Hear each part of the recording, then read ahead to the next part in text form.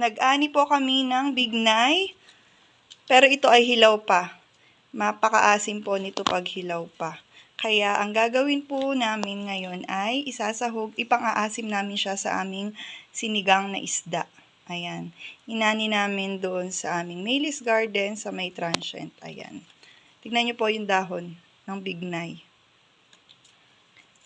Pang-aasim namin. Ayan. O, diba? Meron na kaming instant pang-asim. Buti na lang may tumubong bignay doon. Medyo malaki na at marami pa siyang mga bunga. Pinapalaki pa namin yung iba.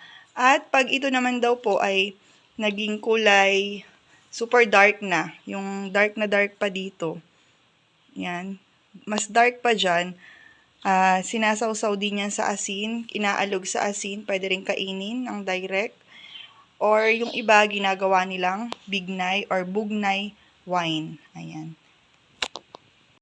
Ito na po ang aking fish sinigang na may pang-asim na bugnay.